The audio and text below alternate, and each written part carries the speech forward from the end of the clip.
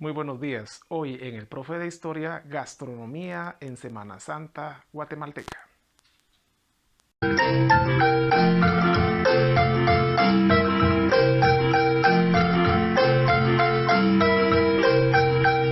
Muy buenos días. En el Profe de Historia hoy estudiaremos un tema interesantísimo, ¿no? Como son las tradiciones guatemaltecas en Semana Santa en cuanto a su gastronomía.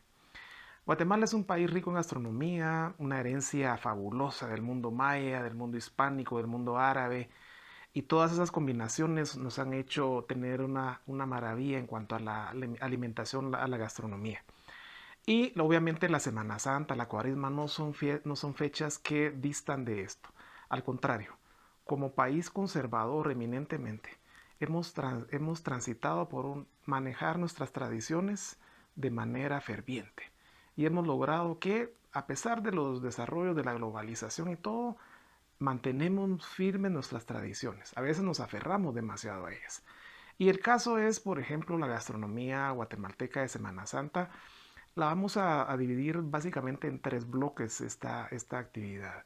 En primer lugar, vamos a hablar del pan y de toda la comida que tiene que ver relacionada con el pan, la vinculación entre pescado curtido y las bebidas. Bueno, ¿qué pasa? Tenemos que hablar que estas tradiciones, evidentemente, surgen en una época preindustrial, una época muy remota. Lo más probable es que haya sido al principio de la dominación hispánica, al principio de los años de la colonización, porque es ahí donde empieza a fundirse la identidad religiosa cristiana de esa tradición tan larga que tenemos a la fecha. De esa cuenta tenemos que, al tocar el tema del pan, vamos a encontrarnos con que va a ser un tema sagrado. Como sabemos, el pan es producto del trigo y es un tema fundamental en una Semana Santa donde se está conmemorando ni más ni menos que la pasión, muerte y resurrección de Jesucristo. De tal manera que el pan va a tener ese envoltorio espiritual sacro fundamental. De esto nos han hablado historiadores insignes como Celso Lara, como Miguel Álvarez, y biólogos, antropólogos como Luis Villanan Leu, que han investigado profundamente cuál es ese vínculo entre los alimentos de la Semana Santa y la Cuaresma con respecto a lo sacro, a lo sagrado. El pan es uno de ellos. Recordémonos que en esa época preindustrial, y algunos de nosotros todavía vivimos esa época preindustrial y pudimos dar testimonio de que el pan en Semana Santa tenía ese carácter sagrado incluso en los días en que se tenía que preparar. Por ejemplo, el día culmen donde el pan tenía que estar ya listo era el miércoles santo. Era imposible que un panadero, que una persona a nivel personal se pusiera a elaborar pan del jueves al domingo de Semana Santa. Era imposible. Esto había que verificarlo, pero lo cierto es que con el advenimiento de la era industrial posmoderna, donde estos cánones cambian, vamos a encontrar que efectivamente el mundo de los negocios hace que cualquier día sea factible de elaborar pan. Y hoy ya no es ningún problema que las personas tengan acceso a comprar pan en estos días sacros. Sin embargo, como decía, antes, desde épocas muy remotas, desde la época de la colonia, había días de guardar que efectivamente se guardaban. Tal es el caso de jueves, viernes santo, sábado de gloria, domingo de Pascua. Eran días donde había que haber un quietismo, una tranquilidad, un remanso para la sociedad y no se podía trabajar. Por lo tanto, no se podía hacer pan. De esa cuenta que tanto las personas que en la época colonial y hasta bien llegado el siglo XX preindustrial en Guatemala elaboraban su pan, ya sea en el horno de su casa o lo llevaban con el panadero del pueblo a que les elaborara el pan, se fijaban como meta a más tardar el miércoles santo. Ese día tenía que estar ya listo el salpor, las tortas, el pan de mujer y la quesadilla, por ejemplo. Obviamente hay más gamas en el oriente del país, está el marquesote, hay otras posibilidades, pero de eso hablaremos cuando toquemos el tema de las torrejas y los molletes. Resulta entonces que ese pan sagrado tiene que estar disponible para los 4 días de guardar. Por lo tanto, es un pan que se va a compartir y veamos esa imagen tan trascendental que hay con el mundo de lo sagrado.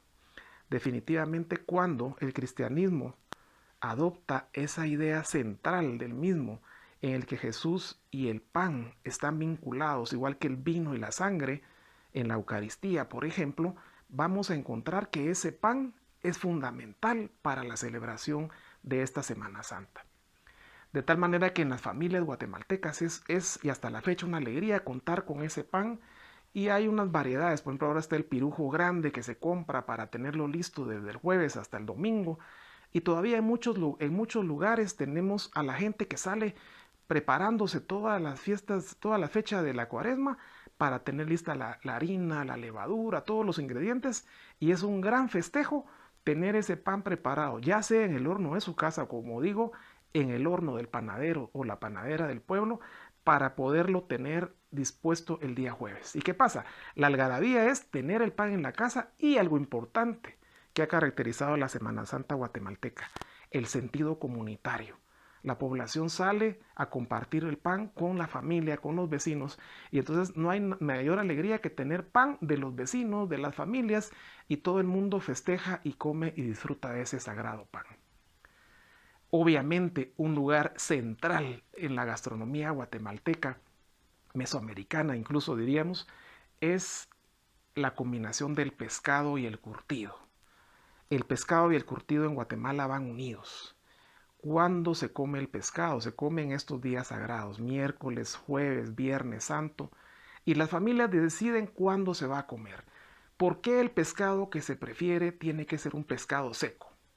¿Por qué generalmente las familias se van en torno al bacalao, ya sea envuelto en huevo o a la vizcaína? ¿Por qué ese pescado y no el pescado fresco que se acostumbra en otros momentos? ¿Por qué se prefiere el pescado seco? Bueno, habría que regresar a esa época preindustrial, donde las sociedades no tenían refrigeradora, por ejemplo. Y entonces tenían que comprar un pescado o adquirir un pescado que pudiera guardarse sin temor a que se fuera a descomponer. Y ahí está la clave, el pescado seco. Entonces el pescado seco se tiene, desde cualquier momento se puede adquirir y ese dura mucho tiempo.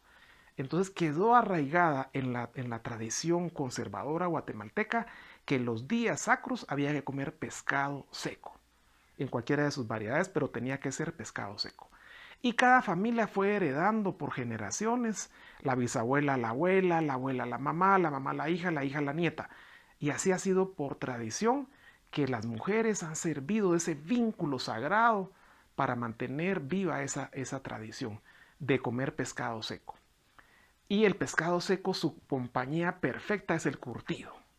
Otra vez lo mismo, el curtido es una algarabía de combinación, es una fiesta en sí mismo porque es una combinación de diferentes vegetales y amalgamados con el vinagre. El vinagre es el que les da el toque y además es el que lo preserva. Por lo tanto, en este caso es otra comida para días de guardar. Sin temor al tema de la descomposición de alimentos, se podía preparar el curtido previamente. Es probable que las familias lo tuvieran listo desde el miércoles santo a más tardar para poderlo disfrutar durante esos 4 días sacros, días de guardar. Y esa combinación perfecta, otra vez sagrada. El pescado, sabemos la vinculación que tiene con el cristianismo. Pensemos en los milagros desarrollados por Jesús, el milagro de la multiplicación de los peces y del pan, por ejemplo. Y pensemos en el curtido, ese color morado, semanasantero, vinculado con tantas tradiciones que tenemos en nuestro país. Todo lo que significa el color morado para el guatemalteco en los días sacros. Eso está relacionado íntimamente, como ya lo decían, como les menciono, Miguel Álvarez, Celso Lara, Luis Villar Aleu, han hablado tanto de eso que hay que recordarnos de estos aportes que han hecho estos grandes académicos. Y por último, y no menos importante, las bebidas semanasanteras o cuaresmales.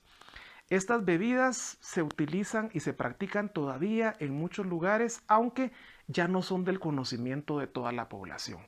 Obviamente en una época industrial donde el desarrollo de la globalización trae bebidas carbonatadas de diferente tipo, estas bebidas ya se conocen muy poco. Sin embargo, están presentes en los lugares donde hay procesiones, donde hay eventos masivos. Y acordémonos la fecha que se celebra la Semana Santa en Guatemala, marzo y abril, meses muy calurosos, la gente en las procesiones y todo después necesita refrescarse y ahí tenemos fabulosas bebidas como el fresco de súchiles, que es una bebida fermentada, el chinchibir, una limonada fabulosa, preparada parece ser desde la época de Santiago de Guatemala en la colonia y que todavía hoy está presente tanto en la ciudad de Santiago o Antigua Guatemala y hoy todavía en la ciudad de Guatemala y algunas ciudades más. El fresco de chilacayote, que es propio de la época también, la chicha fría, no tan fermentada, también se acostumbra en muchas regiones, por ejemplo en el oriente del país, al igual que el tiste, una bebida fabulosa, una combinación de determinados cereales. De tal manera, y esto es muy frecuente en Oriente, de tal manera que son bebidas propias de la Semana Santa, que todavía se pueden adquirir, por ejemplo, ahí en los viejos barrios de la ciudad de Guatemala. Todavía hay familias que durante generaciones han preparado y ofrecido al pueblo de Guatemala. Por ejemplo, a un costado de la iglesia de la Merced se puede encontrar una variedad muy grande de esto. En la ciudad de Antigua Guatemala igualmente. De hecho, la familia Armas, por ejemplo, ya produce el chinchibir de manera artesanal para ofrecerlo a sus clientes y ya debidamente envasado, por citar un caso.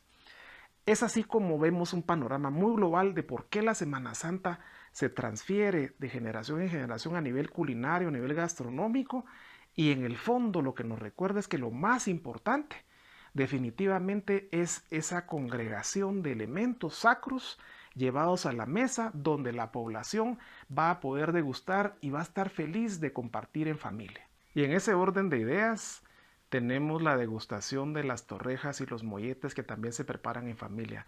Esta tradición también data de esa época preindustrial, porque la elaboración de estos molletes que en su origen eran hechos con rapadura, por ejemplo, obviamente lo que hacen es preservar a través de una conserva deliciosa el pan que sirve de base. De tal manera entonces que en días sacros se podían preparar las torrejas, los molletes y dejarlos en reposo aún sin refrigeración y se podían consumir gratamente. De tal manera que este es un deleite del paladar que unido a los demás elementos que hemos mencionado hacen de la gastronomía guatemalteca una delicia.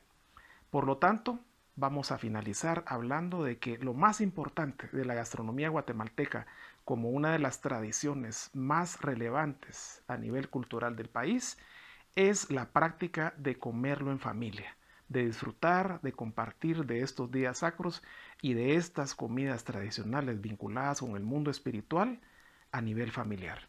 Así es que para todos, muy buen provecho.